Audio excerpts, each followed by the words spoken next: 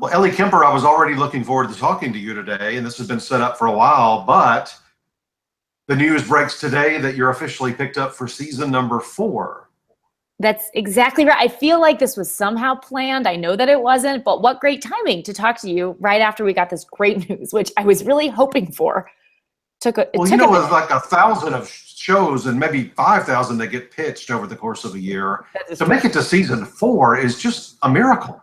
Oh, thanks, Chris. It does feel like really good fortune, because for a while there we weren't sure what the timing of it was going to be, when it was going to air. And so, yeah, it's very lucky to make it to season 4, to make it to any season. But this is wonderful, wonderful news.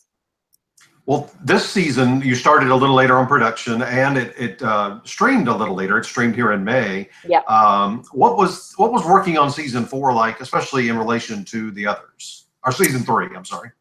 Yeah, I know. I was about to agree with you, season 4, but it was just season 3.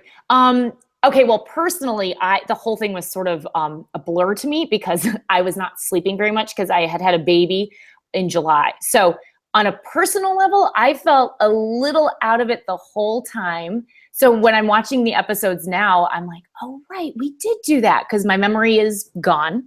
But taking that piece out of it, I do think what was different about season 3, or what felt different, was that now that we have these longer episodes, I mean, literally longer episodes, 28 minutes, 32 minutes, because we don't have to adhere to network timing, there is so much more time, which it sounds like a small amount of time, 5 or 10 minutes, but it's huge in proportion to the show, that we can devote to all of the characters. And so to see everyone's story get fleshed out even more, and necessarily so because it's season 3, but it did feel like we're learning so much more about each character, and I am excited to be a part of that, and to see how this ensemble is building and growing is really exciting. I've never been a part of the show from the beginning, and so I joined The Office season 5, and so this is really, or at the end of season 4, so this is really a very exciting thing to be a part of. Does it feel like when you start getting to this level of like a season 3, a season 4, that you feel more comfortable, or are you trying new things? I mean, where are you in the progression from your standpoint? It does feel more comfortable. I mean, what's really lucky, and I'm sure every actor says this about his or her cast because they feel like they have to, but in my case, luckily, I really mean it. Jane and Carol and Titus and I are good friends, so it's really lucky to be able to work with them. And I was only sad my character didn't have more storylines with Jacqueline this season, because I didn't get to see Jane as much. But there's definitely a feeling of, just with the crew too, a level of comfort that you reach with season 3. And the first season, I was the newbie. There were so many people who'd worked on 30 Rock together in the crew and in the cast. And of course, Tina and Robert, our captains, created 30 Rock. So it does feel like everyone, it's so nice to be able to go away for a few months and then come back and know each other. It's like a camp experience, but it's work. Well, Marcus Dixon, one of our other editors, and I were so thrilled to come over there for a set visit back. Yes. You were actually shooting, getting started on this season, shooting the first episode. Your crew is amazing. Your producers are amazing, but they use every inch of that area that you're given, don't they, in that studio? You're exactly, okay. You're generous to call it a studio. Let's be honest. There's a plastic bag factory on the first floor, and on the second floor, it's not soundproof. I think there's asbestos dripping from the ceiling. And no, it's a lovely studio. We love it, whoever's watching. But it is it presents some obstacles, and our production staff is insane at their job. They're so good, and they pull off so much stuff that I see written in the script, and I think, how on earth are they going to pull this off? And they do. And we have amazing set designers, and yeah, we do use every stage/corner of that space. I think they use the hair and makeup room for something in the pilot or in the first episode of the season. I forget what, but I remember when I was going in to meet some of the new guys, they were starting to dress the hair and makeup studio. So they do use every piece of it. And oh, sorry. Go ahead. I was just gonna say, so much is on location too, which is great in New York, because it's just, it feels like the real deal. We walked through the bunker set, and it was like just in a room. I mean, it was just, here it was in a room. Oh yeah. The bunker set is my favorite set because it reminds me, I mean, it is a basement. It reminds me of like, now you'll wonder what friends I had, but it reminds me of like a friend's basement. It's just kind of, it's not scary. It's kind of cozy. Uh-oh. Have I been brainwashed?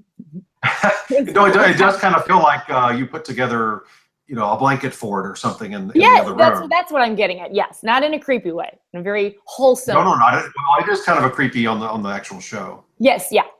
Well, let's talk a little bit about some of the storylines, especially for you this year.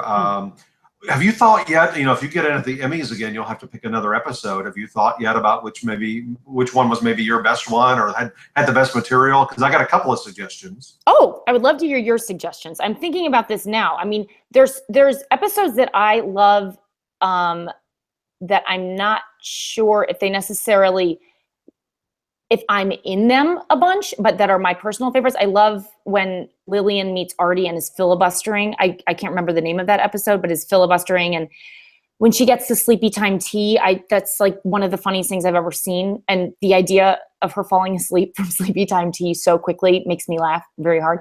And I love that Kimmy gets a rowing scholarship to an Ivy League school. So I do love that episode. I'm not sure if it's. Oh, that's one of the ones I was going to mention. You were? Okay, good. You are, I forget the name of you're out making the deliveries. Yeah. And Titus with Gordy, that is so funny when Titus is recording those wildly inappropriate lines for Gordy in his studio. That makes me laugh so hard. That's one of my favorite episodes. I also love the both sequences, what am I trying to say? Both episodes of the hurricane plot line. I think that those are so funny. Drenched Thunderman, I think those are really fun to watch. Well, in terms of you and really having some meaty stuff to play, I think the church episode, because you get the really big speech at the end. That would be a potential for you. Okay, I think I should take that and run with it. Yes, you're right. Yes, they love speeches. Emmy voters love speeches. Thank you. Okay, I'm taking that away. That's good to know. Well, I do get it. I do get a very good speech. That was so much fun filming in that church. Yeah. That was religion aside. It was just, we were up in Harlem shooting this thing, and it was a lot of fun. And yes, I was glad I got a speech. Well, and another one thing Emmy voters love is just playing out of your comfort zone. And we've not seen that I recall Kimmy do a rap, and you get to do that with Daveed Diggs in the classroom. Oh, that's true. Wait, these are such good nuggets. Thank you for that. And excuse me, can you imagine this is like this, Tony Award winning rapper, and Tony, I think he also won a Grammy anyway, and then I have to rap with him. So anyway, maybe I should submit that. Oh, and he has to be a bad rapper. That's what I loved about that particular. Right as he put the recording down and he was about to start, I thought, oh, no, this is going to be, good. Right. But it was good comedically because he couldn't do it at all. Exactly right. Which takes some acting on his part, because he's phenomenal. What does he like to work with? Oh, he's great. I had seen Hamilton and the rest of America, loved it. And I have this story. He was so polite because my mom went to see Hamilton, and I think it was, he blew a kiss to the audience or something. And my mom caught it, and she said he smiled. She knows that he didn't see her, but in her head she likes to think that he did. So I told this boring anecdote to Daveed, and he was very gracious. So he's just a very nice person and also very funny. So it was really, I wish he had been in more episodes, but it was fun to work with him, obviously. Well, there's so many guest stars. I wanted to focus on just some that you got to work with, because some you may see in the hallway, but like Josh Charles or something, but you don't get to work with them. Right.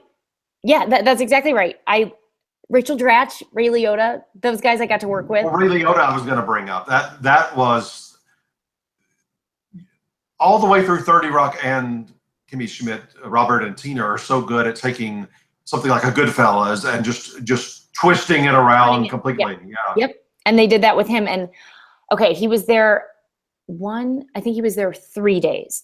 So the first day I didn't say much to him because he's Ray Liotta and I didn't want to get on his bad side. And I tend to get on people's bad sides. No, I just didn't want to say anything to him. So the second day I felt like, okay, we're kind of I feel like I'm not infringing or invading his personal space too much, just smiling, talking.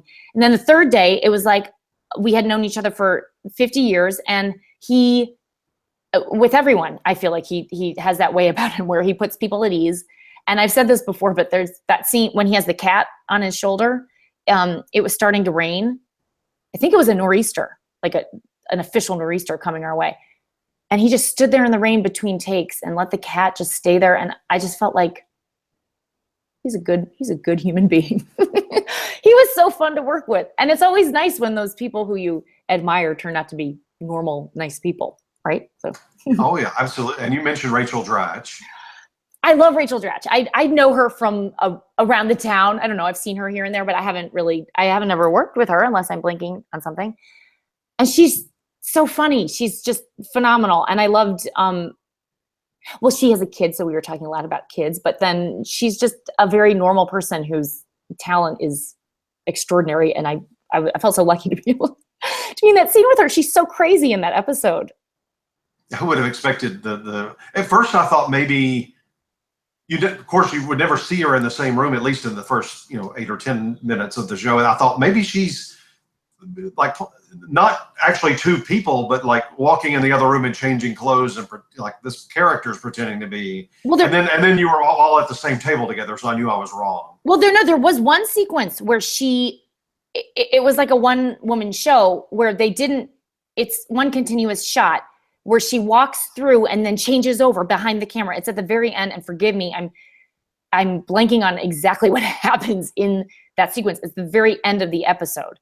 And she is changing like her costume over, which felt like, I'm like, oh, I'm in an improv show with Rachel Dratch. Well, another one from early in the season she has had a phenomenal year on all kind of things, and that's Laura Dern. Oh my gosh. Big Little Lies or Little Big Lies? Big Little Lies? Yeah, Big Little Lies. She could win. She could win for that. Oh my gosh. She was crazy. She was, by the way, when I say insane and crazy, I mean extraordinary. I loved that show and I loved her in it. And I couldn't believe that she was on our show, graced us with her Laura Dern presence, which was phenomenal. And again, one of these people who you admire who turn out to be very kind. So she was great in that episode. I thought that was such a funny and sad role to play. Well, one thing we've all been commenting on since we watched this season, by the way, how do you watch it? Do you watch it on Netflix, or do they send you DVDs, or what do you do? Netflix. We did my husband got a DVD as part of the WGA, I think. I didn't get a DVD, but I watched it we watched it on Netflix. That's my Are you obsessive over it like we are? Like I think every season I've watched like a Friday to a Sunday make sure I watch it. Okay. So without sounding obnoxious and actory, it is so strange to watch yourself and not always pleasant, but I do feel I should watch the show because it's the show that I'm in and I want to see what the other actors did and I want to see how the show came out. So it's not obsessive. It's like an episode a night. But I'm glad that you spread them out. Well, I feel like I need to because I can't even go online and read about what other people are thinking because I don't know how deep they are. So I want to make sure I've seen it all. I know. What is the etiquette there? Are there just no spoilers anymore because everyone can binge? I think if you go into a thread in our forum, like right now, I'm just behind on House of Cards. I've watched like the first couple, and I just feel like I just can't even go into a discussion because they're going to be talking about things from the middle of the season and the end of the season. I just don't even want to know. So. I know. It's a great problem to have, but it's new territory. It really, comedies aren't as bad as dramas unless something major were to happen. Right. Oh, that's a cameo I was sad not to be able to work with was Maya Rudolph. Wasn't that wonderful?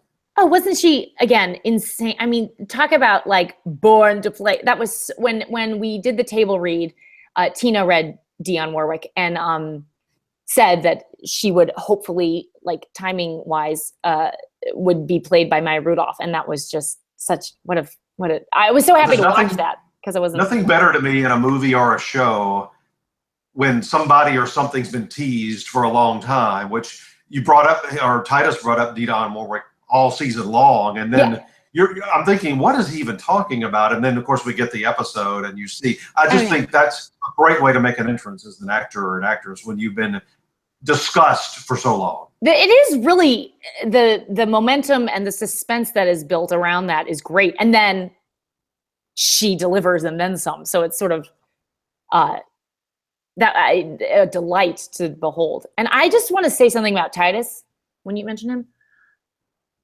I wasn't in a bunch of stuff with him, so I knew what he was filming, but I wasn't physically there. And when I watched him, I mean, he's like, I don't know what's happening. He was always out of this galaxy, and now I just feel like it cheers me up to watch him. It makes me feel better. I just love, I'm not the first person to say this.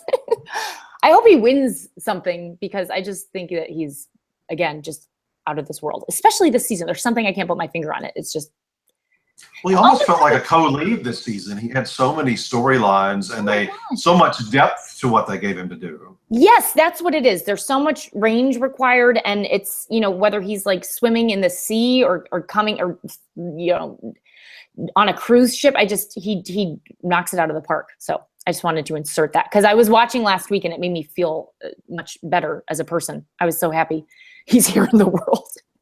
Sorry to be dramatic, but it's true.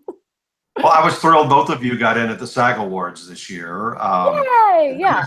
Your second year in a row as you had a bunch of Office ensemble nominations, but Yeah. you're second in a row on your own. Yeah. What does it mean? What does it mean to you being recognized by the Screen Actors Guild?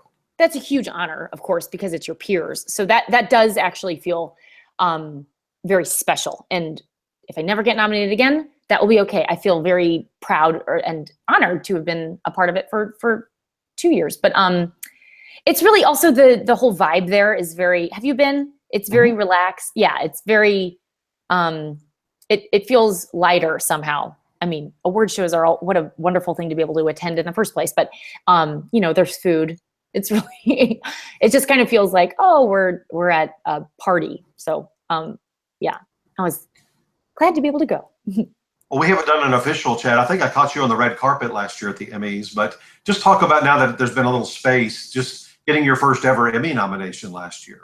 That, again, that was a huge honor. It's one of those things, I think Lena Dunham said this once, like years ago when she was first nominated for something, where you think, oh, no, it doesn't matter. It doesn't matter. And then when it comes down to it, you're like, oh no, this is the only thing that's ever mattered.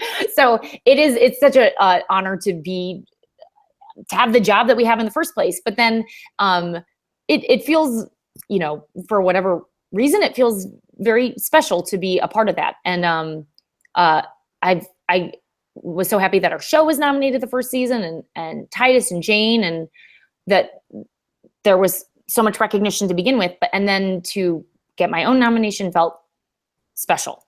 And I'm not sure if it was deserved, but it feels great to be a part of that. And when you think of the other people who you're nominated with, men and women, it does make you think that it's a huge, I keep saying honor, but it is. It's just a wonderful recognition. I think more so than ever, because the Emmy ballots were posted last night and people can now vote. We look at them, especially the last, say, 3-4 years. There's so much television. If it narrows down and you're in a group of 6 for you or 7 for the show, I mean, it really, I think, couldn't be more special right now. Well, I feel funny saying that, but it's true. There's so much television, and that's the thing. Like, my husband and I will sit down and we're like, well, what are we going to watch? And it's overwhelming, and you'll scroll through things for 5 minutes and then I get exhausted. I'm like, I guess I'll go to bed. But there is so much, which is again, a great and sort of unprecedented situation, I think, to have this much material out there. And so much of it is really good, which is also, I think, just an accomplishment for the arts. But it is, I don't think such quantity has ever been seen before. And you mentioned your son earlier. I don't like to get into personal and family stuff, but I have seen you talk about him on talk shows. Yes. So I just wanted to bring how has it changed you? You had him a couple of months before you started season 3. So how did it change you as being a working mom and thinking about him even when you're there, doing your scenes? Yes. Okay. So I have one of the best jobs on the planet. I was able to bring him to work. I was able to hire someone to watch him when I wasn't able to, and when I was at work, and when I didn't bring him.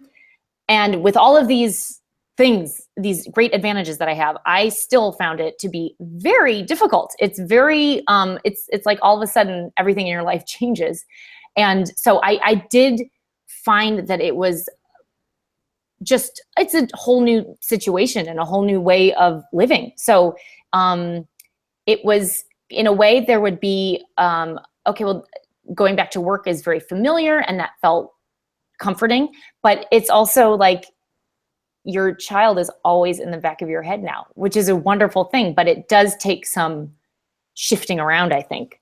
But like I said, truly, so much of that first season is a blur. And also, and Tina said this to me, which was that, you know, James isn't the greatest sleeper and wasn't sleeping a lot during the season. And so I felt sleep deprived most of the time. And Tina was saying, oh yeah, it's not until you have a kid and you're going through that sleep deprivation that you realize, oh, all of these people who have kids, they were all up in the middle of the night. I never realized that before. So I think back to The Office. I just was talking to our director of photography there who has 2 kids. And I said, were you just tired all of the time? Because he never seemed it. But anyway, I'm babbling. But I think that it's a huge shift, and in many wonderful ways, but just, it does take some adjusting. What stage is he in now? You said like 10 months, is that right? Yeah, he's 10 and a half months. So he'll be a year, July 27th. And I can't believe it. Is he mobile, I'm sure? Yeah. So I mentioned we're in LA and we're staying at this place that is not baby proofed, and he's climbing up on it's like glass tables. I couldn't have picked a worse place, but he's climbing up on everything. And so it is, you have to watch him every minute. I mean, full disclosure, yesterday he put an acorn in his mouth. It was awful. It was awful. I'm a good mom, I swear. Don't haul me away. I got the acorn out, but it was 2 minutes of terror. I already feel like Tina and Robert are going to be listening to your stories, and Kimmy's got a baby in her future coming. I'm wondering about that too, because I don't know exactly when we'll go back to production, but I Kimmy, I hope this series goes as long as it can, but at some point I do wonder if Kimmy's going to have a baby of her own. I hope she'll be a good mom.